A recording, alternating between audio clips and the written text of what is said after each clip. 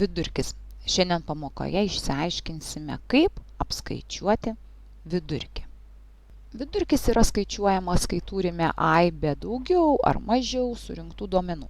Įsivaizduokim, kad tu sugalvoji apklausti savo draugus, kiek filmų draugai peržiūrėjo per savaitę.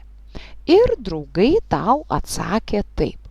Vienas pasakė, kad 3, kitas, kad 2, dar vienas tik 1 ir pasiaiškino, kad labai neturėjo laiko. Na, 2 buvo čempionai, pažiūrėjo netgi po 5 filmus per savaitę. Dar vienas 4. Ir paskutinysis apklaustas peržiūrėjo vėlgi tik 1 filmą. Taigi, tai, ką tu sužinojai, kokius duomenis surinkai ir yra duomenų aibė.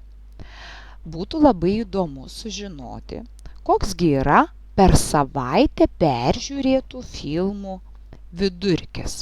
Kiekgi vidutiniškai vienas draugas peržiūrėjo filmų per savaitę? Kaip apskaičiuoti? Ogi vidurkis skaičiuojamas taip. Imama duomenų suma ir dalinama iš duomenų skaičiaus. Sakome, kad duomenų suma padalinta iš duomenų skaičiaus yra vidurkis. Taigi, turime paimti surinktų duomenų sumą ir padalinti iš duomenų kiekio. Tai yra kiek tų duomenų? 1, 2, 3, 4, 5, 6, 7. Buvo apklausti 7 draugai, todėl buvo gauti 7 duomenys. Dar kartą, sudedame visus turimus duomenis ir daliname iš tų duomenų skaičiaus. Kadangi mes turėjome duomenų 1, 2, 3, 4, 5, 6, 7, todėl ir dalinsime sumą iš 7. Skaičių sudėti turime ne pačius didžiausius ir ne per daugiausiai, taigi nesunku šį veiksmą atlikti mintinai. Jeigu norit, galit suskaičiuoti šią sumą su skaičiuotuvu, nes vidurkyje, ypatingai kai turime daug duomenų arba kai duomenys yra užrašyti ne labai gražiais skaičiais, o dešimtainiai su kableliu, tai tikrai labai dažnai naudojame skaičiuotuvą.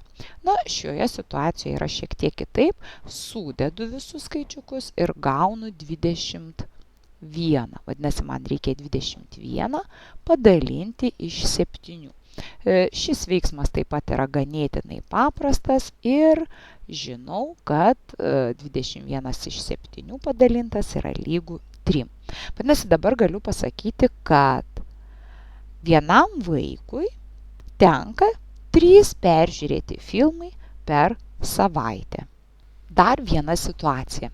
Įsivaizduokime, kad turime surinkę duomenis iš kelių 7-okų apie jų batų dydį. Ir štai juos susirašę turime tokią skaičių eilutę, į kurią žiūrint lyg ir negalėtumėm pasakyti, koksgi yra vidutinis batų dydis 7-oko. Tačiau mes galime paskaičiuoti. Vidurkį. Ir tada žinosim, koksgi 7-oko vidutinis batų dydis. Koksgi yra šių apklaustų 7-okų batų dydžio vidurkis. Prisiminkime, kaip skaičiuojame vidurkį. Turime surinktus duomenis. Ką turiu daryti pirmiausia? Turiu tuos duomenis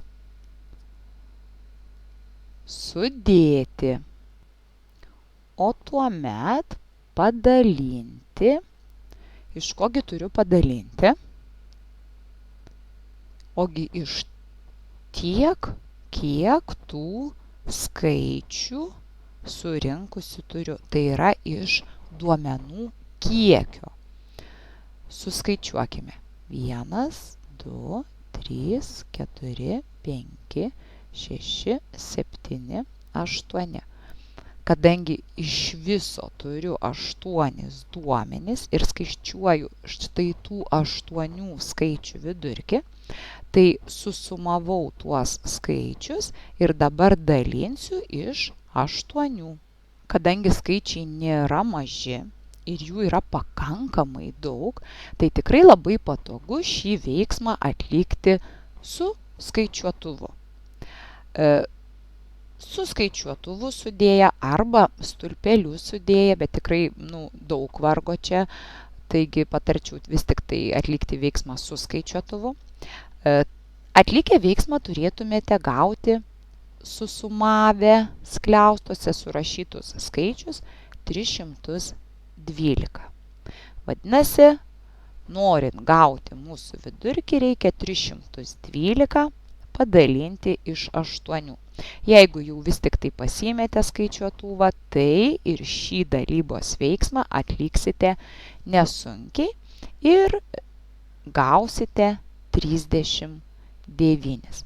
Taigi, batų dydžių vidurkis yra 39. Vadinasi, apklaustų septintokų, taip maždaug batų išmera yra apie 39. Taip, batų dydis 39. Taigi, dabar jūs jau žinote, kaip reikia skaičiuoti vidurkį. Galite paeksperimentuoti, galite kokią savaitę užsirašinėti laiką, kada atsikeliate ir gale savaitės, sekmadienį pasiskaičiuoti, koksgi yra jūsų kelimosi laiko vidurkis. Taigi vidurkis yra duomenų suma padalinta iš duomenų kiekio.